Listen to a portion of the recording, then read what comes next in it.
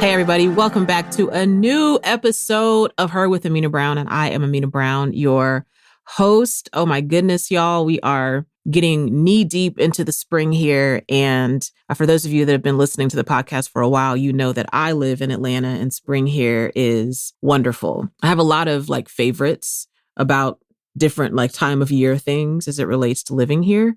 But the spring is probably one of my favorite times of year because it's one time of year where the weather is just warm enough. The summers here get they get to be pretty sweltering. So when it's springtime and you can kind of be out with your short sleeve stuff on, it might even be warm enough to wear shorts, but you're not feeling like you're just sweating all of your skin off. The spring here is very nice. So we are here celebrating that. It's not too nice for my friends that have allergies, though. The pollen out here is very, very strong. So I'm also holding space for you if you're listening, and springtime is a difficult time for you because of the pollen. But at least you can see the beauty from inside and you don't have to worry about the pollen being inside, So we're going behind the poetry today. And if you have listened to the podcast for a while, you know that periodically I'll come in and do these behind the poetry episodes where I'll take you through what's the background behind how the poem got written and how the poem got ready for stage, if it was something that I performed. So I'm really excited to delve into this poem. We've never talked about this on the podcast before, and this poem is called Start With Your Roots. So normally right here, we'll drop in a recording or something, but I thought for this episode, I would read this poem instead, and then we'll dig into it from there. Check it out. Start with your roots. Back porch, harmonica, washboard, rhythm of picking beans, grandma saying, close the screen door behind you. It's okay to be proud to be from the South.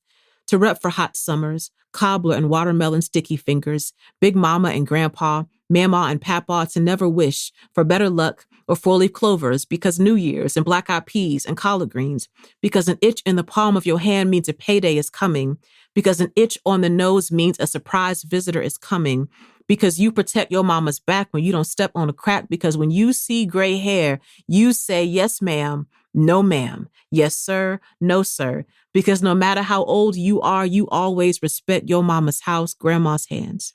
Kisses on mama's cheeks, dirt under granddad's fingernails from tending his garden, daddy, smelling like homemade oil changes and pork chops. Take that with you. Carry it. Wrapped in wax paper like grandma's chicken and chocolate cake, take it in the car, on the bus, on the train, on the plane. Remember why she does this?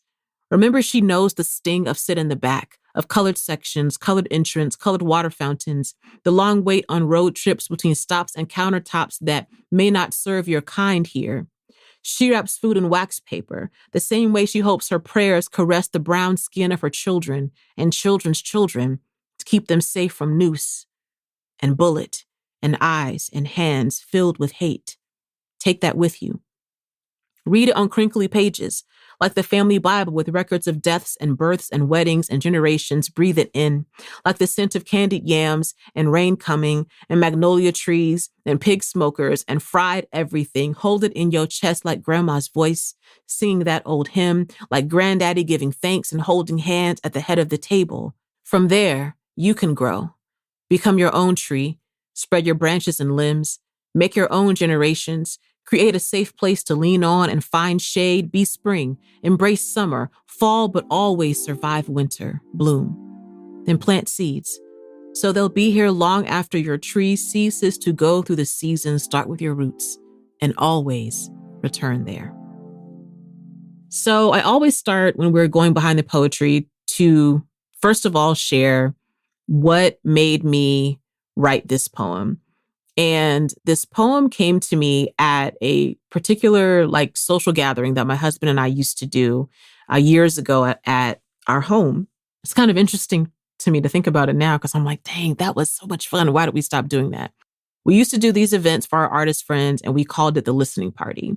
And basically what we would do is we would pick an album, typically from Rolling Stone's Top 500. I think we did 2 of these that I can remember. And we would invite our friends to come over. This is all pre-pandemic stuff. We'd invite our friends to come over, tell them to bring a snack or their favorite drink or something to share. And everybody would get there. We'd have about 30 minutes for people to kind of mill around and snack and chit chat. And then we would start the album and we would play the album all the way through. And we would just invite people to really be quiet during that time and to do whatever they like to do for reflection. So if they wanted to journal, if they wanted to paint or sketch, and we would have all sorts of journals and crayons and whatever, people wanted to use. And then after the album finished playing, we would kind of go around and everybody would share maybe things about the album that stuck out to them, or if they drew something or wrote something, they might read it. And one of the listening parties that we had, the album was Outkast's Aquemini. First of all, it's just a dope album, which is why it was also included in the top 500 albums of Rolling Stone. But it's a particularly important album to me because around the time that Aquemini was being released was my early first 1 or 2 years of college. This was sort of the album for us at that time. And I just have a lot of really fond memories of being in Atlanta and listening to that album, but not myself listening, hearing it come out of people's dorm rooms, hearing it, in people's cars when they were driving by. It was just this soundtrack to our time here. And in particular, going to Spelman, being in the Atlanta University Center at the time, it was sort of this surrounding music that was there. And to have all of that location and place playing a role in this album was really interesting. And I think in general, in my writing and in my creative work at the moment, there's a lot of thought and inspiration that I get from location and place. It's the things we write, it's the memories we experience, but they're not disconnected from the place, right? From the place where we were, from the particular location in that place where we were. So to be in Atlanta at the time that Outkast is releasing Aquemini, and Outkast being this born and raised hip hop group that really counted Atlanta as home. The way that they spoke, there were so many things on not just this album, but many albums of theirs that were so particular to Atlanta, but also got released out into the world. So there are all these layers that I have in coming into the listening party, thinking about this album in particular, right? And so that night, I decided to just journal. And the beginnings of Start With Your Roots is what came out that night. So that was sort of the beginning of what made me write the poem. And then after that night, I decided to kind of go back and tool around with the poem, see if I could maybe complete the story, see where it might need to be edited. And that's how the poem got written. What's the real life story behind the poem? I think that part of what made that come up for me is there's a song on Aquemini called Rosa Parks, and it's one of my favorite Outkast songs. And it has this section of it in the middle that sounds like a Southern hoedown. It's all the fiddles and harmonica. I mean, it's such a fantastic piece of music. And I think that conjured up to me, that was this fascinating choice that Outkast made to put something so distinctly Southern in the middle of this hip hop record, And I started thinking a lot. And I think prior to that moment had been thinking a lot about, even though I moved around a lot as a child, I lived in a lot of different places in America. I moved around a lot as a child and I traveled a lot as a child as well. And then I ended up in a career where I also traveled a lot. So I've just been a lot of places, particularly obviously in America and a few places around the world as well. But most of my upbringing was between Texas and the South. So there are particular feelings that I have around what it means to be Southern, what it means to be Southern and Black. And it was interesting to me because the more I traveled and met different people, everyone has different perceptions of places that they've never been or that they're not very familiar with.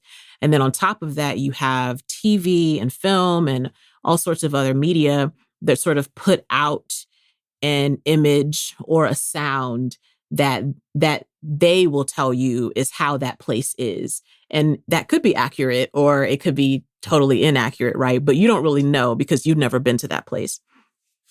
Like if I were to give you an example, I would say, for those of you that watch Saturday Night Live a lot, whenever Saturday Night Live has to represent the South, they typically choose something that seems like some sort of redux version of the characters from Gone with the Wind.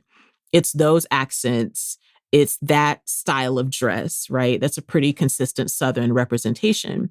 But for those of us who actually live here in the South, we know that that's not all that the South is. And I think there were times, especially when I first started traveling professionally, I think there were times that I would feel this sense of shame about being from the South because, it was really the hotbed of the capitalist slavery industry in America.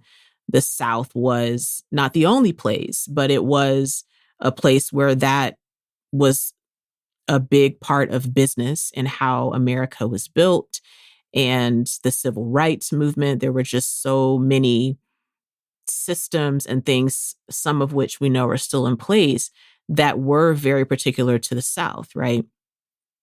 However, we know that overall, there are so many foundations about America and how America began and American history that we know racism was and is still widespread, right, all over America. But there were certain narratives about what that meant from the South, and certain people, would say like, "Oh, I would never live down there. I would never want to live anywhere in the South. It's too racist down there." Different things people would say, and I'm like, well, it's racist all over America in a lot of ways. But I started to really kind of explore my own roots, explore my family line. When I think about Black history, I want in particular to know my family's history. What is our Black history, right? And so I think I was having a lot of those thoughts. And around this season of time when I was working on Start With Your Roots, I was starting to really think about what does it mean to be from the South? I have chosen in my adult life, it's different when you're a kid and your parents have different reasons why they need to move and you need to, go with them, right? But then you get to be an adult. You can, in some ways, you can choose where you want to be, where you want your home to be, where you want to put down your own roots. And I chose a Southern city. I chose Atlanta. I had a lot of places I could have gone. As a performing artist, I contemplated, making my life in New York. And then I contemplated making my life in LA. But neither of those places ever felt like home to me like Atlanta does. And so I stayed here. And now I have lived most of my whole life in the South. And truthfully, now I've lived half my life here in Atlanta. So I wanted to explore those ideas. What was it that I loved about being in the South? What was it like to me being a child, sort of going home to the South where my grandmother lived? What were the rich things about that I really loved? And then in very particular ways, even honing down even more, what was it like to be Black and from the South? And what were some of those memories that I had? So I was kind of swirling those ideas around. And I think as I was listening to Outkast's Rosa Parks from Aquemini, then the ideas sort of came into the words of this poem. It's interesting thinking about this poem because I think when it opens up, if I were to break this poem into stanzas, there's sort of these first several lines that are more generally about the South, about things that I think a lot of people from the South would say they experience, the importance of the porch. Like the porch is such a big thing for a lot of us that grew up in the South. Depending on where you lived, if you had a front porch, if you had a back porch, if you had both, if it was screened in, even, this moment in the beginning of, grandma saying, close the screen door behind you, right? Even first of all, visiting other places where they have no idea what a screen door is. And that a lot of the houses I visited of my family members in the South had screen doors, right? You've got like all the mosquitoes and different things that go on in the summer like that. You got to kind of have that screen door so that you have that and your like regular door. And even that phrase, grandma saying, close the screen door behind you, there's a certain clack sound that a screen door makes in the South. And it's like, whenever I say that line, it's like I can hear that screen door sound, in my great grandmother's house or in some of my cousins' houses growing up. So this beginning part of the piece was my attempt to sort of generally say some things that were part of my experience, but also I thought would be part of the sort of Southern upbringing experience for a lot of folks. And then I think the poem does get to a place where I'm really now drilling down into what is Southern Black culture for a lot of us. These ideas about superstition and luck, and that those things are different in Southern Black culture than just looking for a four-leaf clover. It's making your black eyed peas and collard greens on New Year's. My great grandmother was really big on if your hand started to itch in the palm, that meant, some money was coming to you, or if your nose itched, it meant somebody was going to come visit you. And all of those little childhood games we played that had the different rhymes in there, and that you don't want to step on a crack on the sidewalk because you'll break your mama's back and things like that, ended up sort of showing up to me as I was trying to get these ideas out. And then it's, kind of goes back here in some ways to some general ideas about, thinking about Bill Withers' grandma's hands, and also thinking about my own grandma's hands, right? Thinking about the sort of respect things that you do when you walk into a house of Black Southern folks. It's like, if that's your mama's house, then you walk in. If everybody's up and about, you walk in, first thing you want to do is give your mama a kiss on the cheek, give your grandmama a kiss on the cheek, those kinds of things. Really was giving a shout out to my dad and my grandfather on my dad's side. They both were big in gardening, and, were just those type of like Southern men that would have just that little bit of dirt under their fingernails. And it could have been from the garden. It could have been from them doing their own oil changes, right? And then I get into this, really great memory for me as a kid, where my grandmother would always fry chicken and make chocolate cake for us when we were leaving her house. And of course, I have, different memories of where we were living at certain times when we would go to her house. And then depending on where we were living, which way we had to travel when we left her, right?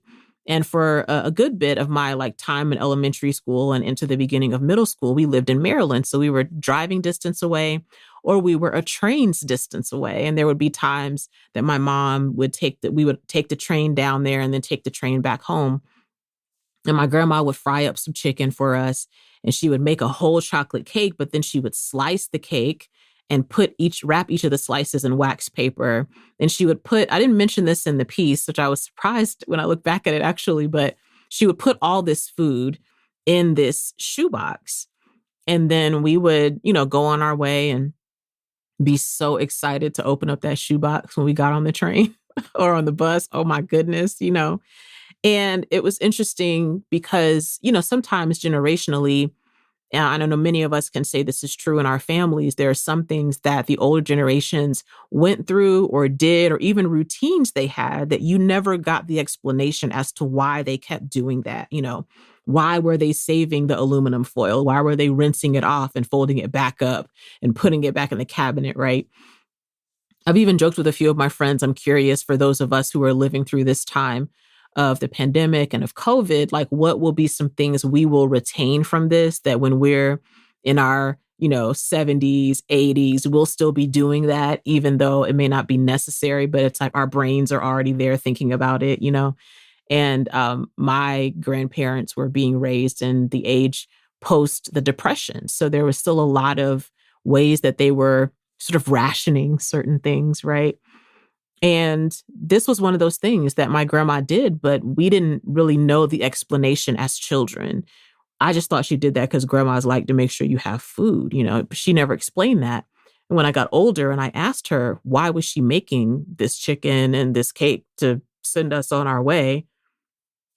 She explained to me, because of segregation, I do that because I did that, sometimes for my kids growing up. And then my mother, she did that for me when I was a child and so on.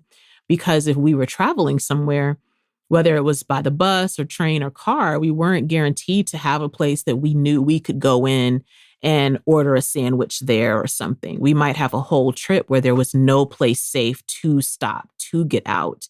So we had to sort of bring everything that we needed with us, And that really gave me a lot of pause hearing my grandma recount that. And it gave a lot of gravity to that tradition.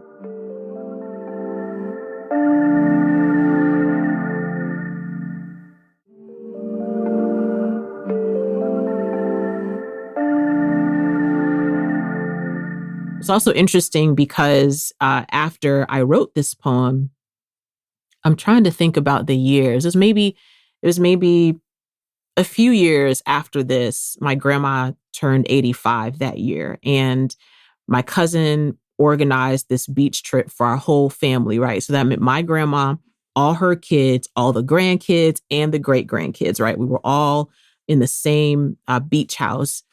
And my grandma's birthday is actually in October, but she wanted us to celebrate her birthday that summer because we were all going to be together. And I decided as tradition, to make this cake. I cannot remember now if we had fried chicken that day or not. Maybe we did. I can't remember. But I remember that we made the same cake that my grandma would make for us, which was what most Southern people can consider to be a chocolate cake, which is yellow cake with chocolate frosting. I can't argue with you about it. It's just the way it is. So I made the cake for my grandma this time. And then a couple of my cousins had to leave earlier. And so I sliced up the cake and wrapped it up in wax paper. And it felt like this beautiful food tradition that even though it was born out of really terrible times, it turned to be this thing that now we can do out of love in the same way that our grandparents and great grandparents and so on, they did out of love and protection for their family members too. So that was a really beautiful moment that I remember happening after this poem got written. And another thing that I really love about this poem and that I think became really important in the real story of writing behind it is I wanted it to be full of imagery. I wanted it to feel sensory, that you feel like you can see these places and things. You feel like you can smell the pig smokers and the fried everything. You feel like you can see that, grandfather at the head of the table holding hands. Everyone, regardless of whatever their own religious affiliation, is bowing their head when the granddaddy says, "Let's pray," type of thing, I really loved that. I love that there are certain scents that really are very characteristic of the South, that if you've ever visited the South as a child, there's like this certain smell of how certain trees or flowers here or in the place in the South where you're from may smell like, or certain foods that it's like that pig smoker scent, I know that scent well. I could be any place and immediately be sort of transported back to some place in the South where I first smelled what that smells like, And I loved this idea of, when we're really talking about, we start with our roots, we study the people that we came from. In my case, that is Southern Black folks, Then there's this idea, well, it doesn't just end with us studying our roots or knowing history. We want to know history and we want to know our roots so that we might also grow, so that we might also want to put something out in the world that will continue on after us. If my ancestors are my roots, and then here I am, the tree that sort of grew from them, then eventually I will become the root of someone else, some future generations out there, and that we all sort of have this way to be a part of a legacy. We want to leave something here that continues growing even when we are no longer here anymore. So I loved that, ending the poem with that idea. What is the real life story behind performing this poem for the first time? In my mind's eye, I feel like I was at Java Monkey Speaks, which was an open mic that used to happen in Decatur here in Atlanta. And it was an open mic that the way the coffee shop was made, it doesn't exist anymore, unfortunately. The coffee shop doesn't. Java Monkey Speaks still exists, and they have an Instagram account where you can follow them. It's an open mic that's turned virtual now. But the location that we used to have, which was a coffee shop called Java Monkey, burned down, unfortunately, a few years ago. But if you can imagine, it was a coffee shop that it was kind of shaped like a shotgun house, even though it was only one story that I remember. And so you would kind of walk in and everything was sort of down this like a galley kitchen. It was all down one narrow way. And you walked in and there would be a few coffee shops, and then you went back to the coffee bar, and then it kind of turned like an L when you got to the back, and it had a little wine bar. And then it turned again and you would go out to this patio. And the patio was covered, but you were still obviously outside, right? And if I remember right, when I finally finished this poem, it was summer. And it would be so hot. Even though the patio was covered and there were fans out there, you just had to be prepared that it was just hot. And there was some gravitas to reading this poem for the first time at Java Monkey in the South, in Atlanta, in the summer, and talking about all of the cobbler, the watermelon, sticky fingers, all those things that are real memories for a lot of people that grew up in the South. So there was something really beautiful about my memory of that, my first time taking this poem out to the open mic.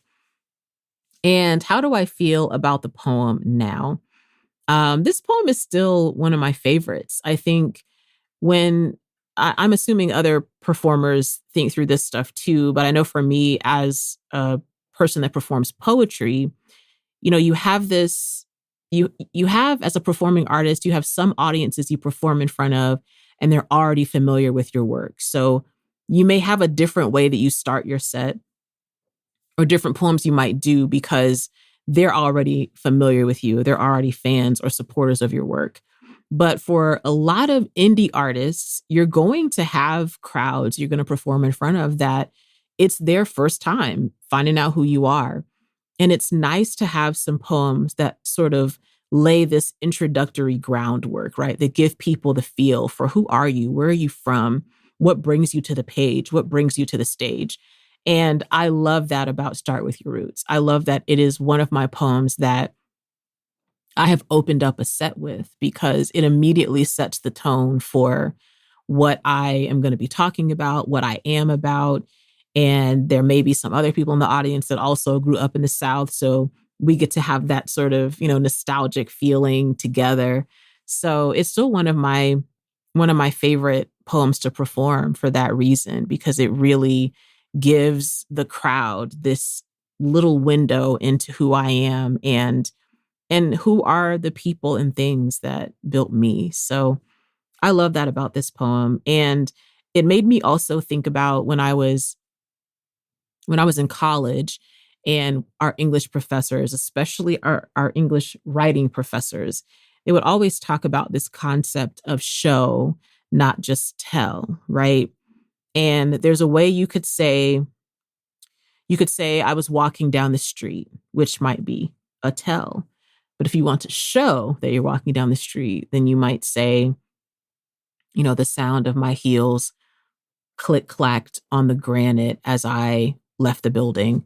Well, when you say I was walking down the street, that still gives people some sort of visual. Maybe they think of themselves walking down the street. Maybe they imagine you walking down the street. But when you start talking about the click-clack, the granite, the colors, the sound, the smell, the taste of something. It really shows people where you are. It shows people what you're talking about. It's not just telling them. And I don't know, because I've never shared this poem with a former English professor of mine, but I feel like they would be proud that this poem does a lot of showing. And I hope that it evokes the same memories in the listener or in the audience as it evoked for me while writing it. So that's a little bit of the story of Behind the Poetry, Start With Your Roots. Thank y'all for listening. See y'all next time.